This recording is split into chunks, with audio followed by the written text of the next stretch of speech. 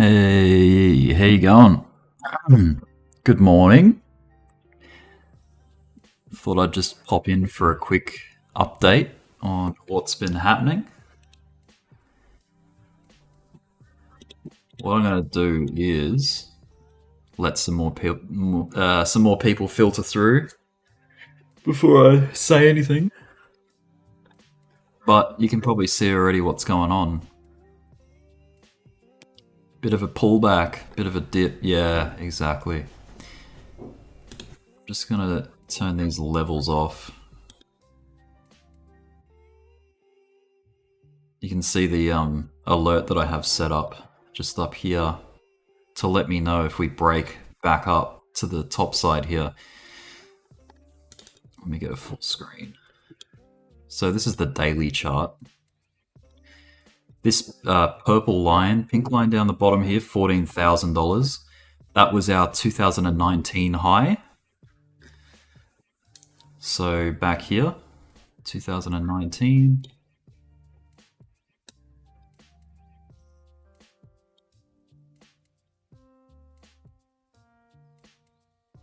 So 14K was the high that we achieved after our 2017 high of 20K back here.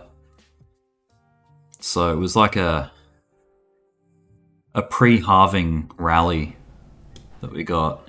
You could technically call this a relief rally off this bear market, you know, because I mean, I guess this entire structure here that I'm drawing, that is all one, you could argue, one bear market. You know, it's all lower highs below our all-time high at the time. So every high that came in after that was lower, lower, lower. So this technically, yeah, it was a relief rally as things were still down, you know. Yeah, I guess it just depends on the perspective you're looking at it from. You know,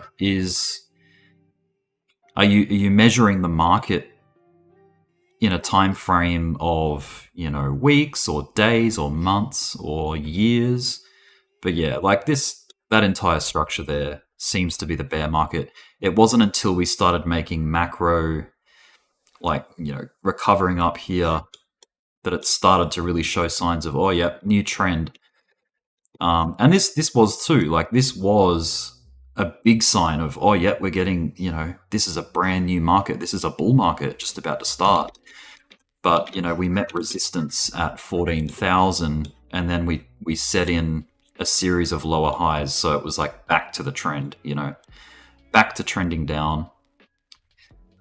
So yeah, I think we can still get something like that out of the current move here. You know, something that pushes us up, you know, 30K region. So this is like obviously the optimistic outlook. 30K region, if it's, you know, I don't see why it couldn't even go higher than that, like maybe into the 40s, but that will take time for sure. So the move we're seeing right now is just a result of this rising wedge, which, you know, everyone's been calling it for 2 months now, or at least for the last month. You know, textbook play, downtrend, trending up inside of a rising wedge, and then, you know, the breakdown. So the level of support is what we're all interested in right now. Like, where the hell is this thing gonna pull up? So some points of interest are the pivots. So there's a pivot there. Technically that's another pivot, but it's at equal value. So that's like a double bottom level of support. So that price level is around, let's just call it 22,500, 22,600-ish. And then you've got this major pivot, and then of course our yearly low of 17,600 as a support. So yeah, there's a series of major levels to hold price if we can continue to, you know, crash out of this rising wedge. There's every possibility that this could be just a bit of a fake out as well, and then we get the ball rolling again and really rocket up. You know, that can happen, of course. So we just have to wait and see what happens. But yeah, for now, we've pretty much got confirmation that we're breaking down out of this rising wedge. As you can see on the daily chart here, we've got a daily candle close below the boundary of this wedge. If this comes back up, let me go to the hourly chart. If we come back up to test the bottom of the wedge, which would be like, you know, somewhere here, that could be a nice entry for a short. If we get rejected off the bottom of the wedge and come down, I would be shorting that area. And then, you know, riding the reaction off that. If it's going to continue to trend down as it has been. You know, we've got our high, our lower high, and then potentially another lower high set in here if we get rejected by the wedge. If not, if we get some candles, if we get re-accepted back into the wedge, then it's a different story. Like, you know, if you get back up on top of it and then back test it as support and then take off again, that's a bullish sign. It's a bullish indication that, you know, the trend has changed. We've reversed. We've got somewhat of a inverse head and shoulders type structure. And then we may have permission to move up higher again. But yeah, the coming days will be very interesting to see how this plays out, this current trend that we're in, this downtrend. But yeah, we've seen them all before, haven't we? In the last 2 months, we've had a series of them, you know? We set in our high and then we retrace. We set in our high, we retrace. High, retrace, high, retrace. Just another high that we've dealt with, and we're on the retrace. I guess a lot of people are focused on this wedge, and you know, they're basing their sentiment off the fact that we've broken below it, which is fair enough. I understand. I'm kind of the same. Like, I've kind of flipped my bias. I was pretty damn bullish as we were coming in here and setting new highs. Though they were just wicks, which is unfortunate. They weren't candle body closes up in these areas, but yeah, it was a pretty clean rejection off the top of this wedge right here. It didn't even quite come into contact with the top, but yeah, I guess it depends on the exchange that you're trading off as to whether it did or not. Something I haven't done with this stream is post the link to Discord or Twitter. It takes a lot of time to do, like, it's a lot of mucking around before I start. I prefer to just start the stream and get right into it rather than... But, yeah, that's why it's good to, if you subscribe, click the little notification bell. That way you'll get notified when I go live. But, hey, just in case, why don't I just quickly chuck the link up into Twitter and Discord as well. 1 second. Just grab it. I'm live. There we go. A little kangaroo in there. Just copy this into Discord as well, just in case people get their notifications through there only. They might get upset if I don't notify them. At everyone. Same message again. There we go. All right, that's done. So let's get back to it. So supports. What have we got? What are we working with? Well, we know where our low is, right? We've got that down here. We know where our current high is. We've got that up here. So we're able to then draw a Fibonacci retracement. I'll go to the daily chart just because it's easier to pick the points with fatter candles like that. So snap it to there, snap it to there. So we're going down to top.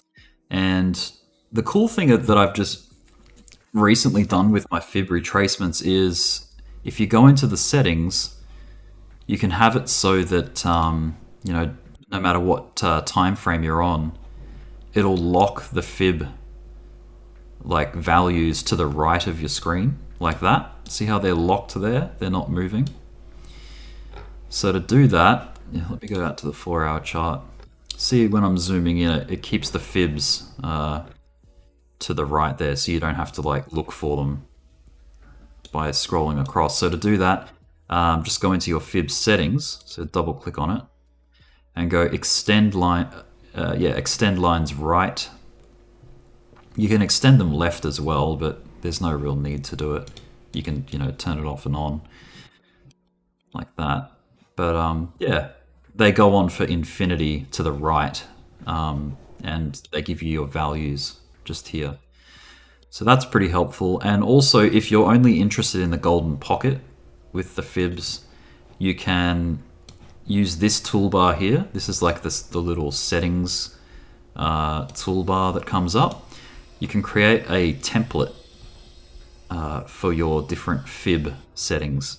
So I've got a template for here, which shows all levels, like all the most popular fib levels. And then I've got my golden pocket only template, which looks like this.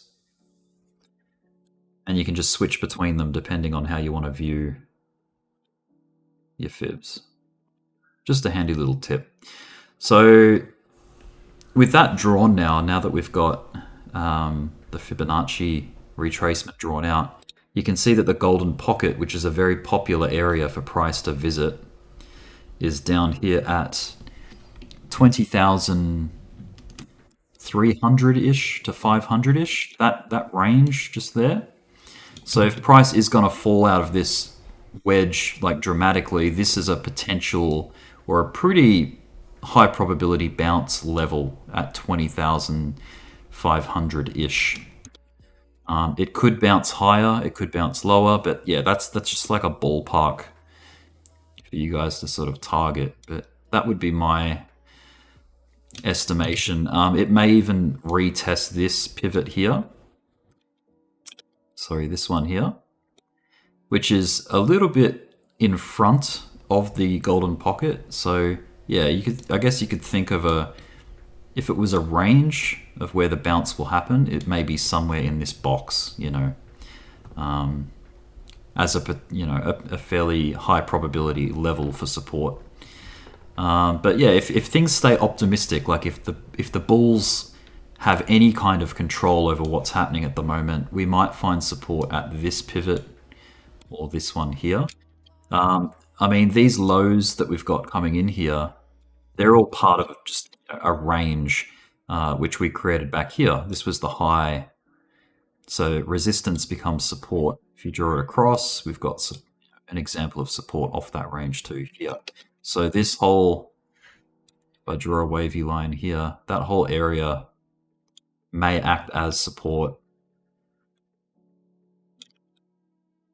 potentially. If not, if we fall through that, then we've got this to sort of count on. I don't doubt if price comes down, there's going to be a lot of people interested in putting bids at this level, you know, catching that value by, because I don't doubt the demand has reignited after this relief rally, you know, all eyes on the market, because there's a fair few people saying that this is our bottom.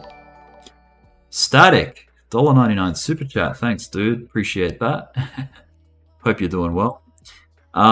So yeah, that's pretty much how I see things at the moment. Let's have a look at the oscillators. Let's go out to the daily chart. So stochastically speaking, we're crossing down into the oversold area on the daily chart for the stochastic. I mean, it's, obviously there's room for further drawdown because, the stochastic can stay oversold for some time. Like if it wants to fall down to like 17,000 again, it can do that. There's no problem with that. It can just, ride flat, just like we've seen back here, there. So it's Yeah, that's quite possible. Um, but yeah, a push down to the golden pocket at just under 21,000, maybe 20 and a half. That would still be healthy as far as the stochastic RSI is concerned. And it can happen within this sort of like window here, the next 3 to 4 days. And then you can see that the RSI, I've just got it set up as this Doge pack indicator, but that white line essentially is an RSI. It didn't even really get overcooked. It didn't even come up to 70 on the RSI. So with that in mind, that there may still be a little bit of room for us to punch higher, potentially toward 28K. Like there's still, we have not cooked this indicator yet. It has not gone too hot. So, yeah, a pullback for the next, let's say 7 days, that's completely healthy. That's fine. There's no problem with that. A lot of, macroeconomic factors are coming into play at the moment. Like, I think the Fed has something that they're announcing today or tomorrow, something like that. There's a few things up on the calendar, economically speaking. So on the, for the US economy, and that, as we know, has an effect on crypto and the stock market. All equity markets they sort of like have been reacting to those kind of like statements by the Fed. But let's have a quick look at that. Let me look it up. So we've got, I think it's Forex Factory calendar. That's the one. Okay, I found it. So today, at least for me, it's the 18th of August in Australia. I think for you guys, you're still on the 17th in the US. Yeah. So tomorrow, I'm not sure if these dates here are for the US or for like local where I am in Australia. But anyway, these are the events that are coming up. There's a monetary policy meeting. Oh, that's for Australia, AUD. So looking for the USD events. Some people were saying that back on the 14th, the Great British Pound, the GBP, had some negative impacts on the market. But yeah, I think yeah, you can see the color of the folders sort of show the impact. So yellow being low impact, orange being medium, and then red being high. Yeah. Grey, that's like a non-economic impact. There you go. So where are we today? We're 18th of August. Let's scroll down. Yeah, it's these. So in Australia, there's an employment change, an unemployment rate report, which is supposed to have a high impact, at least on the Australian economy. But it's the US economy events that seem to have the most, like the highest bearing on markets, as like Wall Street, being in New York, and yeah, a lot of finance run out of the US. But CPI, yeah, this was it here. This was the catalyst for the recent pullback. A lot of people are suggesting that this CPI report. Let me just check. Wait, I don't have a membership there. This is how you do it. Okay, CPI. Let's see. Office for National Statistics measures a change in the price of goods and services purchased by consumers. Actual greater than forecast is good for currency. So what's this?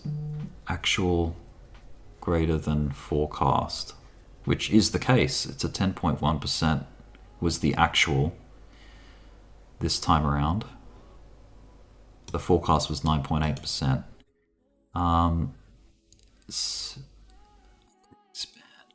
Oh, this is the acronym, the CPI, the Consumer Price Index.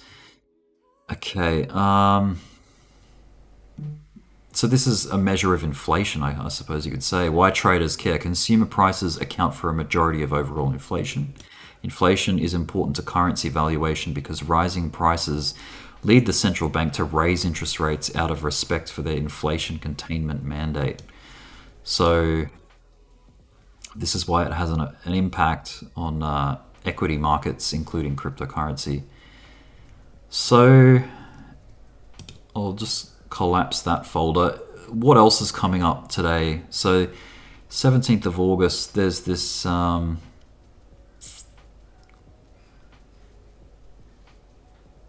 there was like a, let me just find it. Yeah, this FOMC meeting minutes. Let's open that up and see what the hell that is about. More hawkish than expected is good for currency.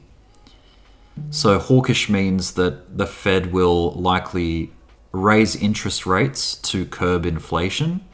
And then you've got a term called dovish, which is where the Fed promotes employment growth and things like that to improve the economy in with that sort of strategy. So they're two sort of like different approaches to try and impact or like help the economy, so to speak. So that's just my really lay terms, my understanding of it. So this is, I guess, the most important factor. Why we care. It's a detailed record of the FOMC's most recent meeting, providing in-depth insights into the economic and financial conditions that influence their vote on where to set interest rates. So the FOMC being the Federal Open Market Committee. So them and the Fed, they get to select or choose what the interest rates are going to be in reaction to, the statistics they're seeing in the economy. All right. And then what else is happening? So we've got, what other US important high impact events happening? Core retail sales. Automobile sales. So car sales account for about 20% of retail sales, but they tend to be very volatile and distort the underlying trend. The core data is therefore thought to be a better gauge of spending trends.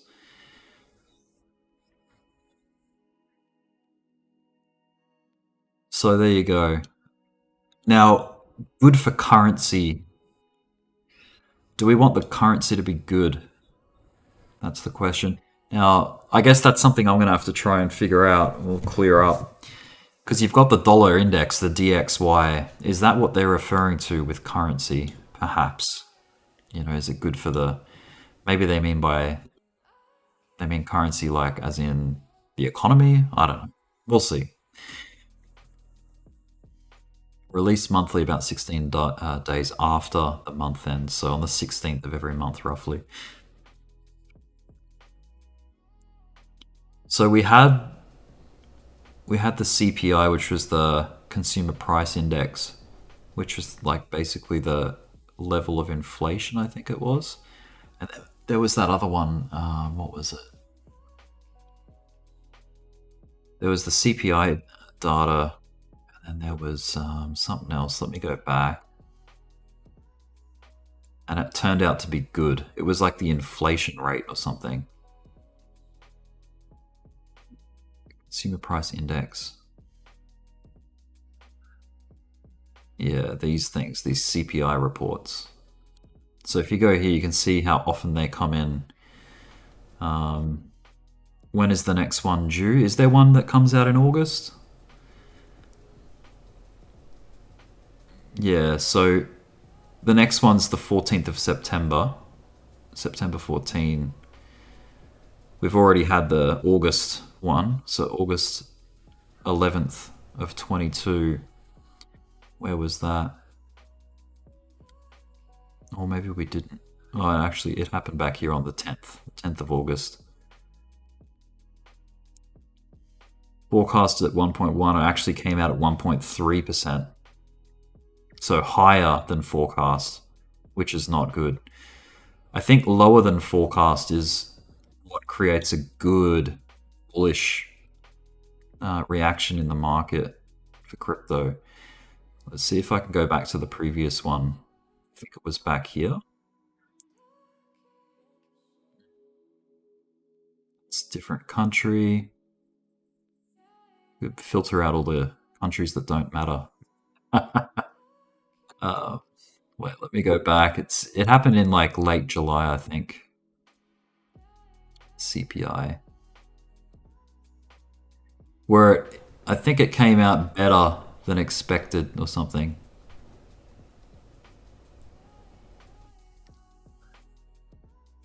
CPI. Oh yeah, I think maybe it was this one.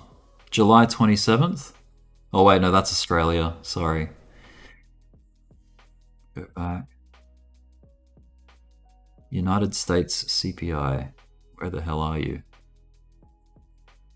Now I could probably filter out all these other countries.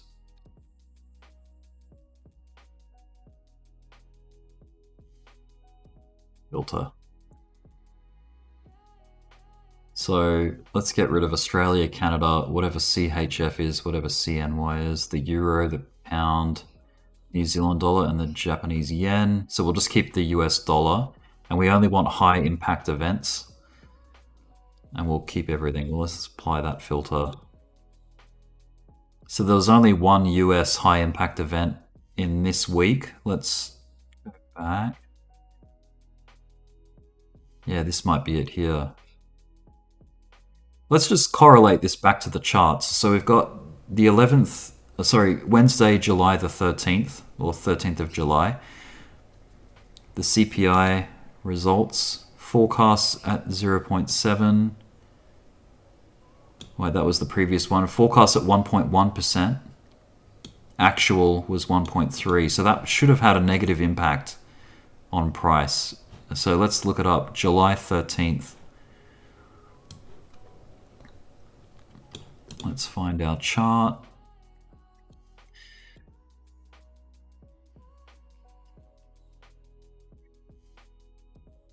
We're on the daily, so Wednesday, July the 13th. Oh, it happened here. So it actually had, we went up after that announcement. Right there, see? Let's find the other announcements and see if they had. So the 10th of June, forecast 0.7, came out as 1%. What happened on the 10th of June? That was back here. Oh yes, a very negative reaction to that one. Down. What happened on the 11th of May? It turned out worse. So all of these have turned out worse than forecast. That was on par with the forecast. So was that. This was slightly worse. All right. So at least we know sort of what we're looking at. So 1.1% forecast came out as 1.3%. Actual greater than forecast is good for currency. So obviously this is just one piece of the puzzle. Like it's not the be all end all, but it's, you know, it has significance. Just seeing what all these other ones are. PPP. Producer Price Index, the PPI. Core retail sales. All right, let's go into the future or into the more current dates. So there's a lot of things happening in this week between the 24th and the 30th of July. So the 24th was a Sunday and the 30th was a Saturday. So that's the way they're measuring the weeks on this. Let's go to current times. What are we? 18th of August at the moment. So this is the current week. And then everything's happening on the 17th and 18th. So Wednesday, Thursday this week. So currently in Australia, it's the Thursday. So you guys are in the US are Wednesday night or Wednesday evening.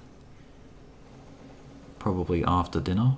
So that's why obviously these don't have statistics in them yet. Well, that's not a statistic thing. That's a meeting that's going to happen. When's that scheduled? More hawkish than expected is good for currency. 8 times a year, 3 weeks after the federal fund rate is announced. Detailed record of the FOMC's most recent meeting, providing in-depth insights into the economic and financial conditions that influence their vote on where to set interest rates. Okay. Philly Fed Manufacturing Index. The hell is that? Philadelphia. So, retail sales. Anyway, yeah, this Forex Factory calendar, check it out. Play around with the filters. And yeah, and you can go back in history and see what events had what reaction. Especially if you're looking at the NASDAQ and the S&P 500. Static, I feel like I'm on a Zoom conference call. Yeah. All right, enough of this boring calendar. Let's close that off and go back to the charts. But yeah, you can sort of see on the daily chart for Bitcoin at least, it's this crossover is a bit of a canary in the coal mine. Like it'll tell you, hey, look, we've done a bearish cross here. The momentum's swinging down. Like that's what it suggests, right? Just like it did here for the top here, just like it did here for the top here.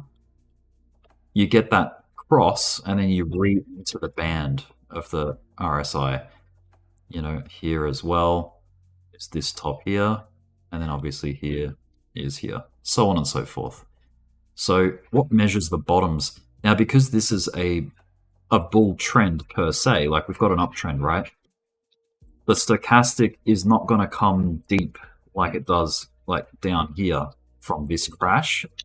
It's going to stay up. Like the floor is going to be a little bit raised up. So your targeting for bullish crosses can be entries in these conditions because it's an uptrend. When it's a downtrend though, let's say you're taking longs in a downtrend, right? So let's find a previous like pretty long downtrend. Yeah, here we go.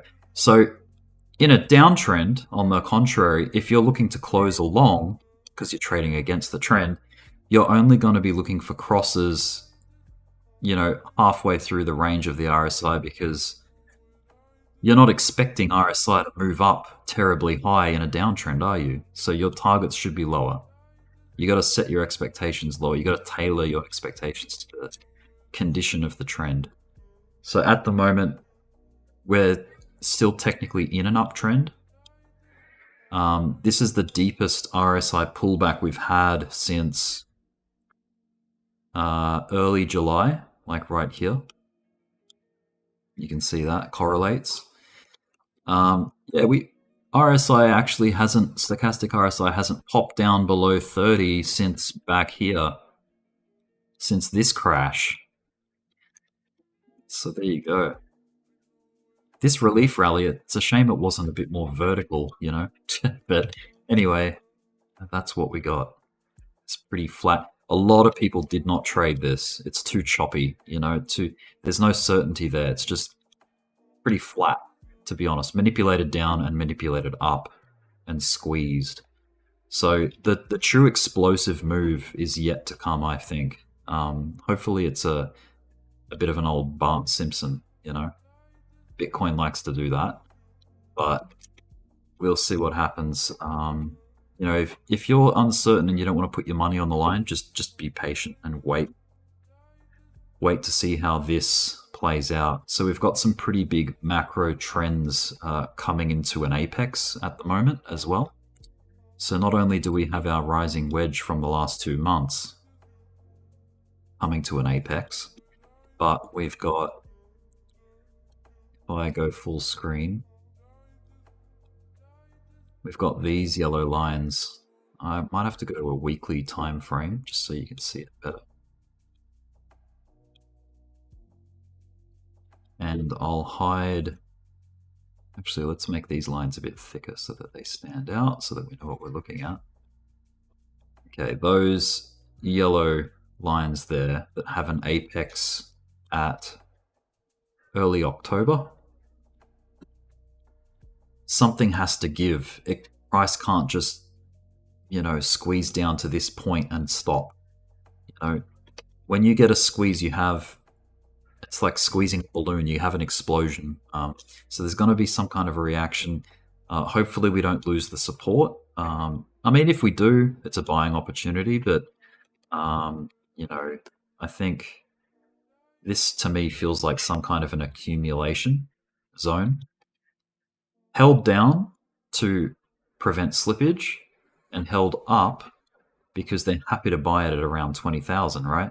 These whales. So they're filling their pockets, waiting for some kind of move up, just like what happened here, right? This was another range that got manipulated. The price got squeezed into this range, and then eventually they were happy to just let the floodgates open, and then bang, we got an explosion up.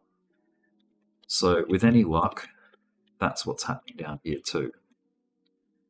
We've seen it before, right? We've seen price get squeezed into a range after a drop, and then when they're happy with what they've accumulated, they stop the downward manipulation and they let the doors open. Bang, pops up.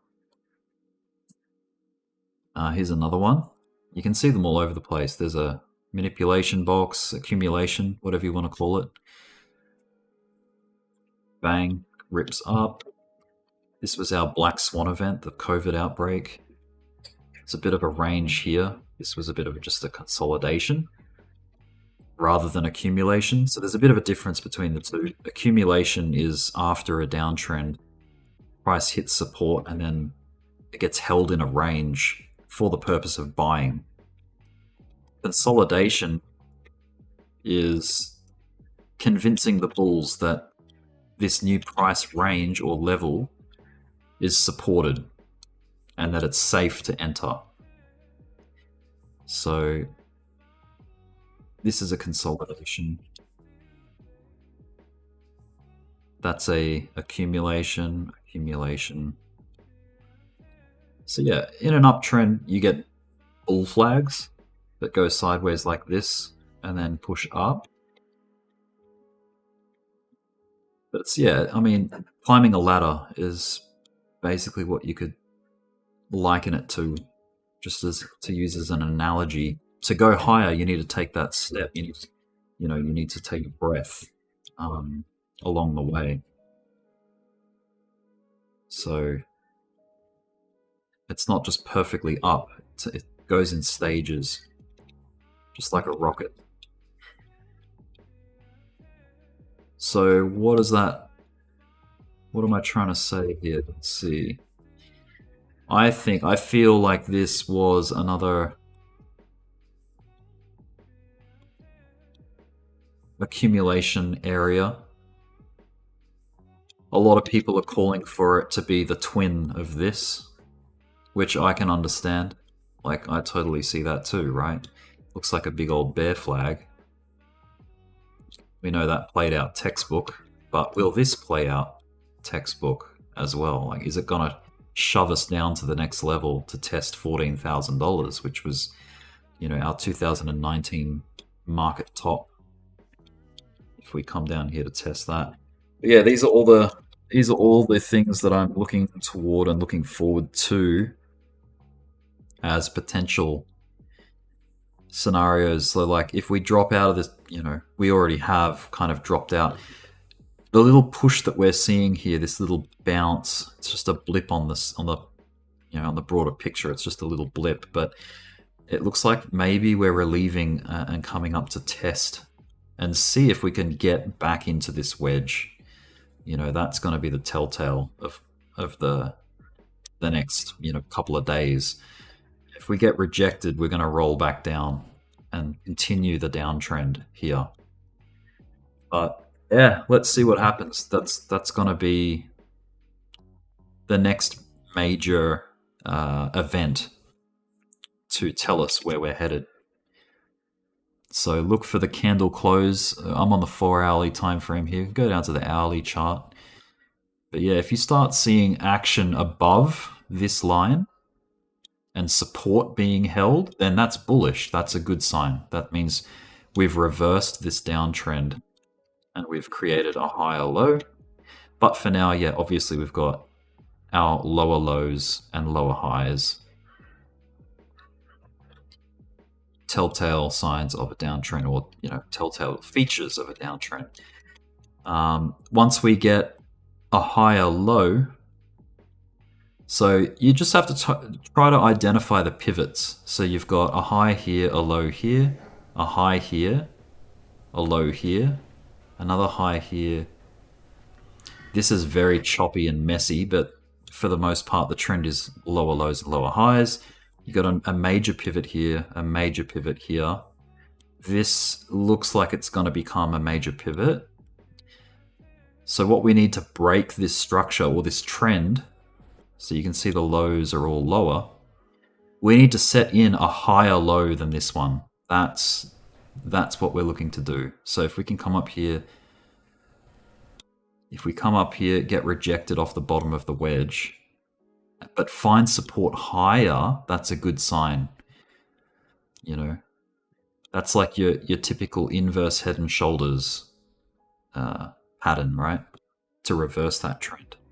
And we've seen them before, like not too long ago. We saw an inverse head and shoulders play out, which reversed the trend. Just here, there's sort of one. It's not very clean. It's kind of ugly, but it is there. We've got our downtrend, a low, a lower low, but then, hey, look, we got a higher low here. So that was enough to get the ball rolling again. See if we can find a more clean example. There's probably one right here. Yeah, this is a bit cleaner. We've got a shoulder, a head, and then another shoulder. So the point being, the characteristics being two lows, second being lower, but then the third low being higher, which is reversal. And then on the top side, you've got your classic just head and shoulders, not inverse head and shoulders, just head and shoulders. There's one here, you got a high, you got a second high, which is higher, but then you've got a fail of that trend. So that's reversing us to the downside.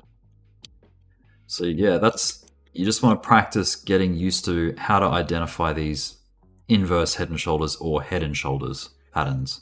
They're everywhere. Look, there's one here, inverse.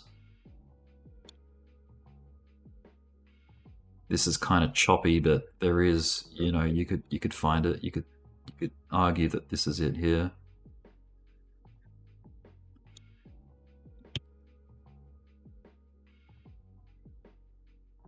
Yeah, head and shoulders here. Boom. Yeah, they're very common. There's another head and shoulders there. Didn't result in a big move down, but that's what they look like.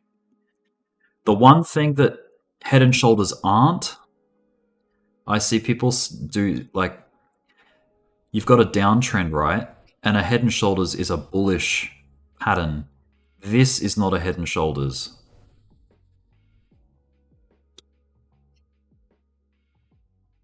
Head and shoulders comes off an uptrend. So it matters about the context of where things were heading.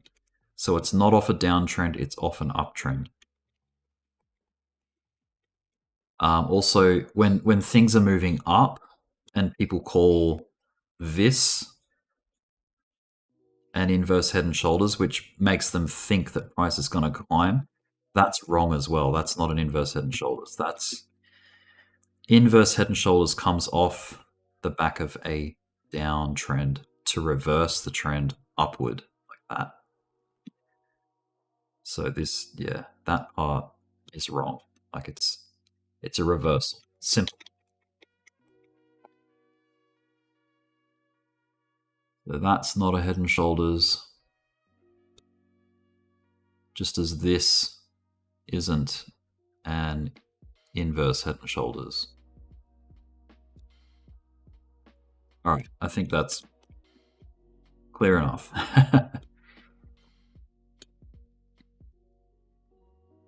So what's happening? We're still getting a higher low here, aren't we? Like, check it out. We've got low, higher low, higher low, maybe another higher low. Let's just see. We can't really know until it happens, you know? You won't know until the market shows you. That's what technical analysis is. You're trying to detect the trend or detect the reversal. It's not about saying, hey, next week it's going to be $40,000 because I'm a technical analyst and this and this and this is why. That's not how technical analysis works. It's not about predicting the future. It's about identifying trends and working with probability in, with the most recent price action. And obviously there's other things like, you've got your oscillators to sort of give you confluence to your ideas. Like if you're, like for an example, let's go to the 4-hour chart. If you're calling this a low and you went long down here, you've got confirmation of that because, the stochastic RSI is oversold. The RSI is on the lower end, oversold, right? And you've got, this divergence cipher B indicator. That's just another oscillator, right?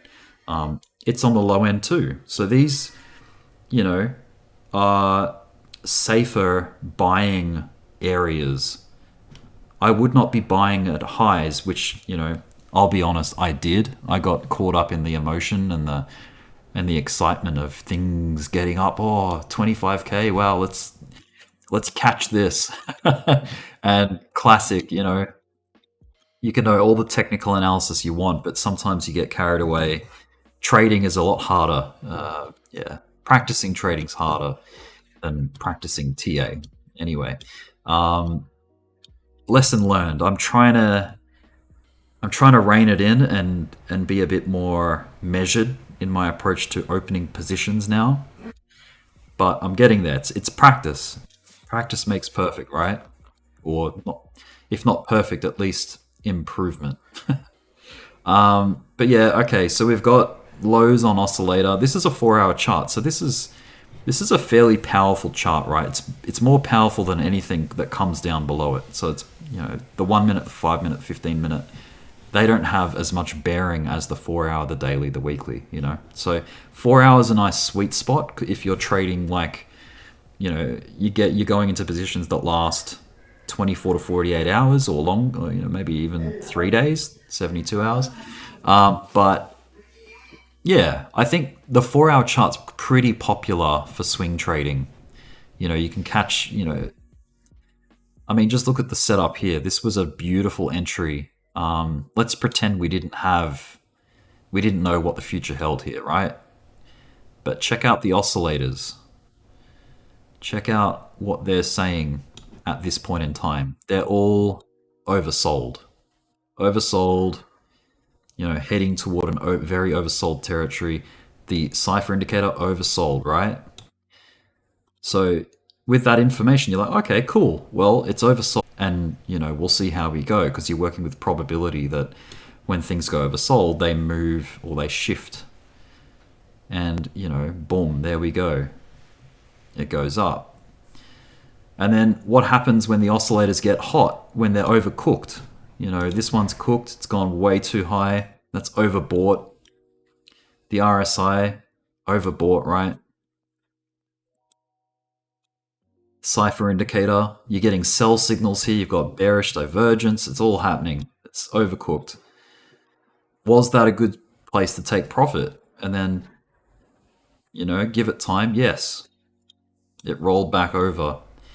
But you get the gist of it. Oscillators are very valuable, I think. They're not the be-all, end-all, but they're just pieces of the puzzle as to trying to figure out where things are heading. So yeah, use those oscillators. Some people say RSI and MACD, oh, they're just rubbish, it's because they don't know how to use them, right? But yeah, they're very handy. So look where we're at right now. These things have sold off, and maybe there is a bit more room to move down. Like maybe we come down and even if things get really negative, we could come down and test the golden pocket. But there's still room for the oscillators to go a bit tragic and stay flat. But for the most part, at least you're not buying high, right? At least you're not buying it when it's overbought, like up here, like I did, right? I bought a position just being greedy, right? Through this area, which is stupid. So it happens to the best of us and the worst of us, right? And yeah, I'm confident though. I'm still holding it. I'm maintaining it. It's not crazy leverage or anything, but yeah, I'm happy to maintain it. It's a bit more of a longer term hold because overall I'm optimistic that until proven otherwise, I'm confident that this bottom here is going to be very tough to get back below, or even in the ballpark of. But hey, happy to be proven wrong, but we'll see how we go. I mean, I think this relief rally here has sparked enough interest back in the market that if price does fall even toward 20k, there's going to be a lot of demand at these levels. Buyers will step in. So yeah, let's just see what happens, how it plays out. Fingers crossed there's not a tragic slip down like that or like that to come, but who knows? It's crypto, so anything can happen. All right, well, I think I'm gonna wrap it up there and go and get something to eat because I'm pretty hungry.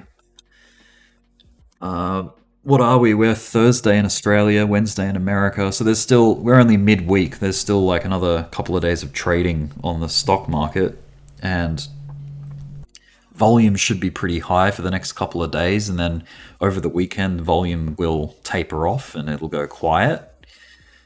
But yeah, so the next couple of days are going to be interesting, I think. Hopefully there's some decisive moves to come sooner rather than later.